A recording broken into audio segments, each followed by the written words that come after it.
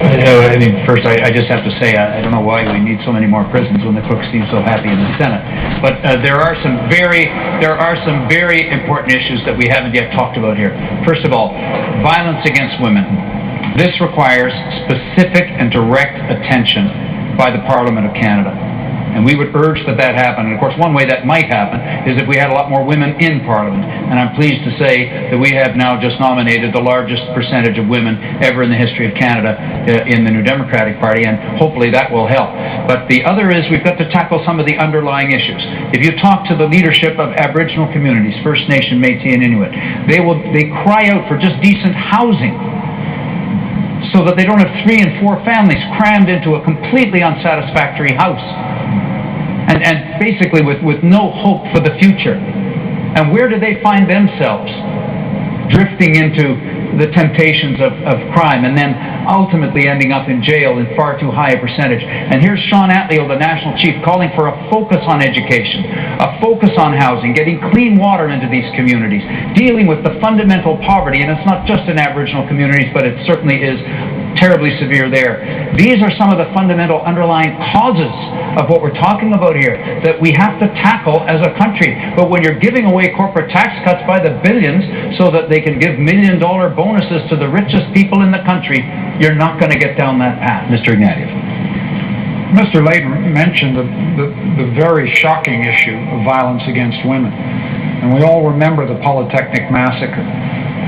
What that taught me, and I think it's taught all Canadians, is the absolutely crucial necessity in any crime strategy of gun control. You can't be tough on crime and tough on violence against women unless you stand up for gun control. And it's no secret that if Mr. Harper were to get back, God heaven help us, one of the first things he'll do is gut the gun registry. So you can't have a consistent criminal justice policy unless you're tough on guns. And I have to say that Mr. Layton didn't stand up to defend the gun registry when we have to. And it's absolutely crucial, the safety for women and safety for community. And the reason I feel that so strongly is when I ask the cops in my own riding how they use the gun registry, they say, we don't send a cop into a building unless we've checked the gun registry. So it's crucial to keep cops safe as well as the rest of the community. I think Mr. Layton deserves a chance to respond to that. Well, my position on this is well known, and what he said is not true because I did stand up in the House. But what we're trying to do on this issue, which has been very divisive, and some politicians like to use it to divide Canadians, is actually to try and find some solutions, to bring the different parts of the country together so that we have strong gun control and that legitimate issues are properly addressed. That's been our approach. But then again, that's my whole approach to working with others to try to get results. It's our philosophy. Let me talk about the gun registry, because obviously we have a very different view. We support a strong system of gun control. So do the gun owners of this country. We have licensing of gun owners. We have registration of handguns. We have most weapons, high-powered weapons, are prohibited in this country. But what farmers and hunters keep asking is why every time there's a crime problem in Toronto, Montreal, and Vancouver, there's suddenly more rules slapped on them and registration slapped on them in rural Canada. That has not been an effective measure to control crime. Every single elected police officer in the House of Commons has voted against the long gun registry. We need to focus on crime and on gun control that works and is cost-effective. Monsieur Duceppe. I would say that most of the bloc members are in rural sectors, and the question is not between the rural sectors and the cities. Calgary is not a rural sector, and you're against that. Eh? So when I look at the results of the vote that day, 83% of the people elected in Quebec supported the gun registry. 62% of the elected members in the rest of Canada wanted to abolish the gun registry. The real division was between Canada and Quebec that day. In the National Assembly in Quebec, Federalists or sovereigntists, right or left, unanimously want to maintain that. Because we think we want to live in a society where we're registering a lot of things. The cars are registered, the boats are registered. Even when you're hunting ducks, you got to register the ducks. But if you go with a dog is registered. The only thing which is not registered is the gun. Mr. Duceppe, so we don't want to live. I've been all around Quebec. There are lots of people who believe in strong gun control don't believe in the registration of every single rifle and shotgun. You know, Jean-Guy Dagenet, the head of the Police Association, is a conservative candidate in this election and doesn't support that kind of a gun registry. We need effective gun control, and we can't, every time we talk about crime, suddenly talk about rules for hunters and farmers. We've got to actually have 30 seconds left. People who But I think he's a typical Tory candidate, saying something before being elected and saying that the opposite one is running as a Tory, just like you did in 2004 and now. Okay. 30 seconds left in this segment. Mr. Ignatieff, you get the last word. Police across the country say effective, comprehensive gun control is essential to public safety and keeping their officers safe. That's good enough for me. And people, women particularly, get killed with long guns, short guns. They don't care. All they know, they're dead. And all I care about is making sure that they're safe. And that means to me an integrated gun registry. But Mr. Ignatieff, registration doesn't do any of that. That's why all of the elected police officers, many police officers, Julian Fantino, the chief of the Ontario Provincial Police, a Conservative member of Parliament, doesn't support a long gun registry. You have to have policies that work on guns and that actually go after crime. That's the last word in this segment. This is our sixth and final question. It's on the issue of health care. And Jack Layton, you'll get the first kick at it, and then Mr. Harper, you get the next one after that. Roll tape, please. Hi, I'm Patty Ryan in New Glasgow, Nova Scotia. In the last health accord between Ottawa and the provinces, the federal government made the provinces accountable for reductions in wait times. That accord expires in 2014. What I want to know is what you plan to do with a new accord that will hold the provinces accountable, not just for efficiencies in the healthcare system, but for improvements in the health of our population. A new health accord, Mr. Layton. Well, that is a terrific question from Patty, and it is a vitally important question in this election. Who do you trust to negotiate the next health accord with the provinces? And I submit to you that that is the best reason to be voting New Democrat. Because when public health care was created in this country by Tommy Douglas in Saskatchewan years ago, and then brought to the national debate by the NDP, working in a minority parliament, I might say, in order to bring our public health care system to light, one that Obama tried to implement in the U.S. It's envied around the world. It needs some improvement now, however. And so we've got to ensure the ongoing funding, and that means we've got to be clear on the 6% increase that goes forward. But we can't wait until then to start fixing what needs to be fixed. We say, let's hire doctors and nurses now for family medicine all over the country. Let's make sure that we have home care, additional home care for families that are looking after people, and that we get more long-term care beds now for the people who need them. And finally, take action on prescription drugs to bring those prices down. All of that's in our platform, starting right now, and that's why I'm asking for your support so that we can put the focus on healthcare where it belongs. Stephen Harper. Well, of course, Patty's family, like my families and almost all Canadian families, depend on our universal system of public health care. If I could just say that when the original health accord was signed, it didn't actually have any accountability or wait time measures. This was something we negotiated, our government negotiated with the provinces later. We intend in 2014 to work further with our provinces to get greater accountability. We're now spending a record amount on healthcare federally and provincially. We want to get greater accountability, but we want to do it in a way that we work with the provinces, we work together, we don't point fingers, we find ways that those dollars can be effective as possible and help as many people as possible. And that's the approach we're bringing to healthcare, not federal-provincial bickering, but a cooperative approach to get better results from our system. Well, Mr. Harper, I've got to say, your conversion on the question of funding public health care into the future at 6% per year was simply remarkable, because you never mentioned anything about it in the budget, except to say that there might be something modest into the future. You were very vague about it. But as soon as you realized that Canadians cared a lot about this, you jumped on the bandwagon.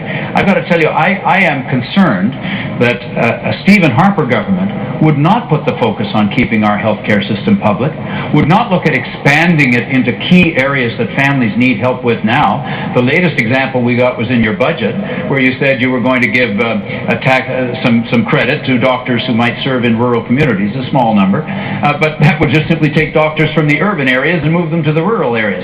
That's not a solution. That might pit one Canadian against the other, but it's not the right way to go.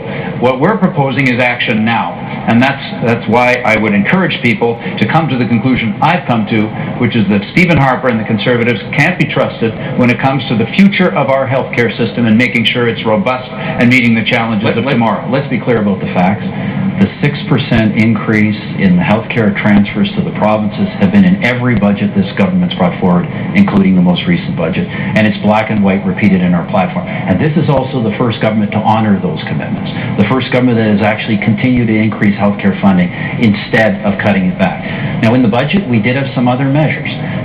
We had measures to end the cap on medical expenses that can be claimed under income tax. We did have measures, as was mentioned, to encourage doctors and nurses to serve in underserved areas. These are important matters that I believe Parliament, we can afford them. I believe Parliament should be sitting and should be passing those kinds of measures. But the party that you lead now really was a merger of a party involving one that you used to head up, a more extreme right-wing party, and then there have been various organizations you've been involved with over the years that have not been supportive of our public healthcare system, that have wanted to see more privatization of our healthcare system. And I submit to Canadians that this is a key issue coming up in these negotiations.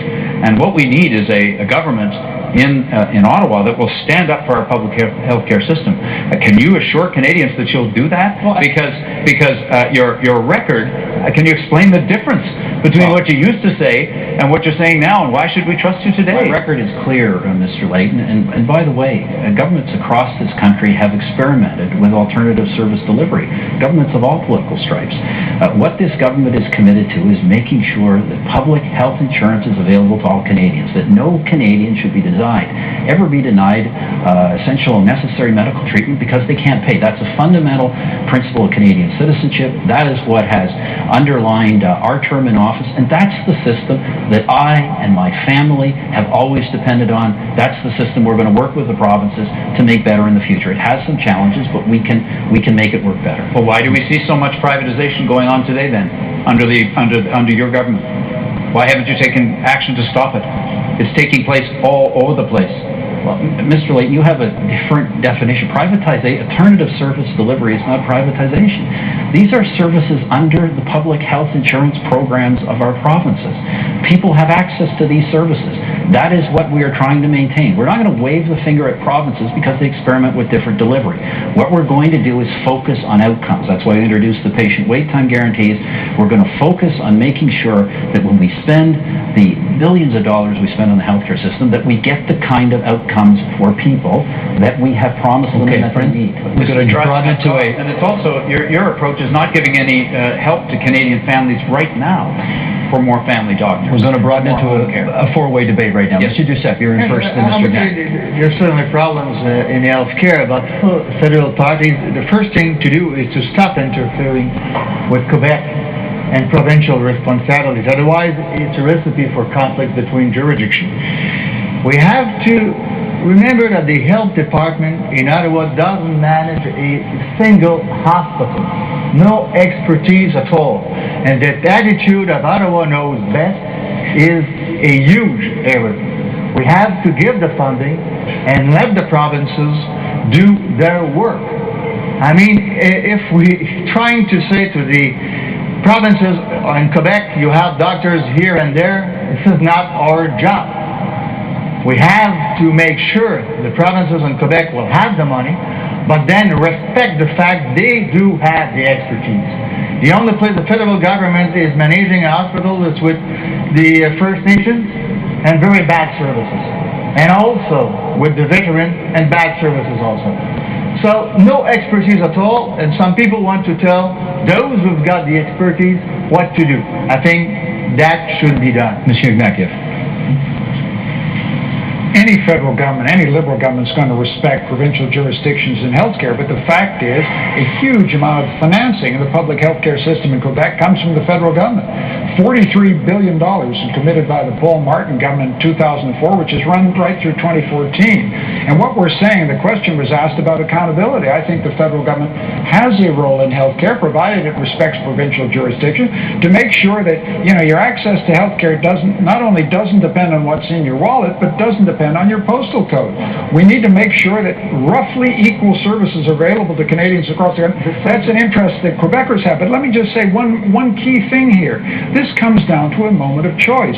You can either spend it on corporate tax breaks, multi-million-dollar expenditure on prisons, billions on jets, big gifts to upper middle class Canadians to reduce their taxes, or you can support healthcare. This is why this election is so important. We've got to make choices here. And if I have to choose, I'm choosing healthcare. That's the chief priority of Canadians right across the country. And that's why we've committed to a 6% increase after 2014. And then Patty's question is, how do we get accountability? How do we make sure that we drive reform and change in the system so the money we've got serves Canadians better? And that's why I think a federal role in healthcare is important. Stephen Harper and Jack Layton. Stephen Harper and Jack Layton. Let's be clear about the choices. We want to keep our economy on track so we can continue to fund and increase funding for our healthcare system.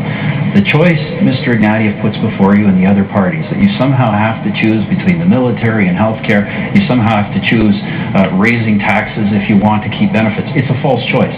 The Liberal Party, when it was in office, raised taxes, and they cut healthcare, and they cut education, and they cut pensions, and they cut all these things because when they raise taxes, they hurt economic growth and they hurt the economy. That is a false choice. We're all moving forward together. We need a low-tax future where we can continue to fund and increase funding for our healthcare system.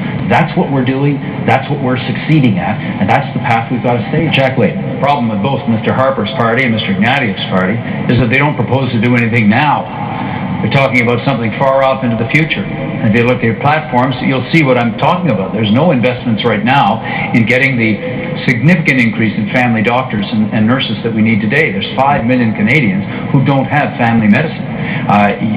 We're not getting the investments in home care and long-term care that are needed today. And we're not seeing proposals on how we can actually implement, including with some funding, the program to begin to get our pharmaceutical prices down. Michael, and that's what the NDP is offering. Mr. Ignatieff and Mr. Duceppe. That's just completely false. We're the only party in this election with a specific proposal on family care, so that you can take time off for work to look after a loved one at home, so you can get some reimbursement of your expenses providing health care in the home. That's a key dynamic in the future that we've got to invest in and strengthen. The other thing we need to be saying to Canadians is we need more health, not necessarily more health care. Health prevention, health education. We're the only party with a national food policy to put more Canadian food on Canadian plates and get the salt, fat, and sugar down. That's how you get better value for your healthcare dollar. That's how we improve the health of Canadians. That ought to be the goal. That's in our platform. That's the kind of commitment we're prepared to make. It's a promise you're making. Unfortunately, your party has a rather long history of making promises in elections and breaking them Jack, after. at least we get into government. You'll be in opposition forever. There's that sense of entitlement once again. Same old attitude from the Liberal Party. Mr. Duceppe. But the problem is, I think there's too much money in Ottawa. And Ottawa's collecting too much money for the jurisdiction of its own. I mean, healthcare is a provincial jurisdiction, and the expertise is there. Not in Ottawa, you're not managing a single hospital in Ottawa.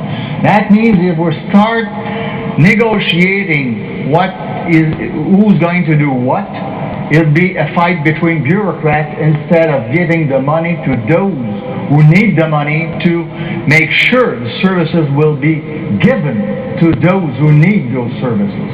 So we need a new fiscality to make sure the money goes where it should go, not here and then imposing decisions with no expertise at all on the provinces and on Quebec. I've tried to stay out of this thing all night long because you gentlemen have been doing a fine job keeping it going, but I did get a lot of emails, I must say, from people saying, please ask them this.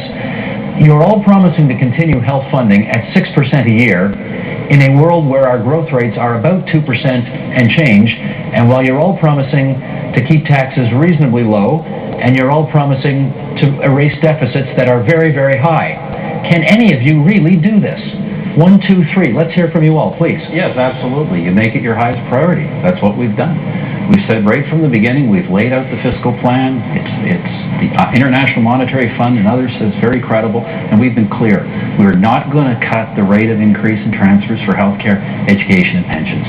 That is job number one. That's why it's going to take us 3 or 4 years to balance the budget, but we're going to make sure that we maintain and continue to fund those programs, because that's ultimately what Canadians think it's all about, keeping the economy strong so we can continue to deliver these kinds of services. Mr. Layton. It's going to be about making choices. Mr. Harper's trying to tell us tonight that one can have absolutely everything. Huge tax cuts and huge expenditures on jets and continued increase in health spending. This isn't the old Stephen Harper talking. This is the one who's now been affected by the Ottawa culture, I have to say. But it does mean making some choices, and some things we will not be able to do if we're going to fund our health care. And we've set out some of those things that should not be done. Mr. Harper's budget includes a platform includes an $11 billion hole, things he says he's going to not spend money on, but he won't tell us what they are. Will they be food inspectors? Will they be in the military? Who are these people going to be? What services are going to be lost? We say it's important to make choices, and Canadians are going to have a chance to do that on May 2nd. Mr. Ignatieff. Straight question deserves a straight answer. You peg the corporate tax rate at 18%, you save $6 billion. You put those jets out to competitive tender, you save more billions. You stop building those mega prisons, you save still more billions. That allows you to invest 6% to improve Canadian health care. That's how this is choice time. Mr. Harper is offering you fantasy economics. He cannot explain how he's going to sustain Canadian health care. We can. Monsieur Duceppe? I'll give you 2 examples. It's about choices. Obviously, it's about choices. We should stop giving the oil companies fiscal advantages, $3 billion. And we should also stop letting money, $3 billion, going into tax haven. We even signed a treaty with Panama, a tax haven. I mean, $3 billion a year plus those $3 billion to the oil companies, that makes all in all $6 billion. Just those 2 examples. Mr. Harper? Well, let me just say this. Our philosophy is pretty clear. You fund services like healthcare by making sure you keep your economy growing and creating jobs. You don't do that by raising taxes. The other parties are all proposing that they can fund all of these new promises, $30 billion, $60 billion, by increasing tax rates on job creators. Experts say that's going to cost us 200,000 jobs and $40 billion in investment. You grow the economy and you grow your tax. Jack Layton and Mike Ignatieff. That's Jack Layton too. Speak the truth, Mr. Harper.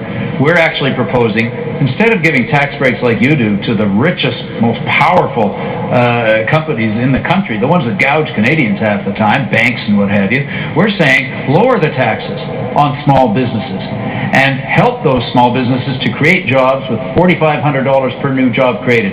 That's what we're proposing. But nothing like your suggestion. The truth, Mr. Layton, is that we cut taxes for businesses both big and small several years ago, and the New Democratic Party voted against all of those tax reductions.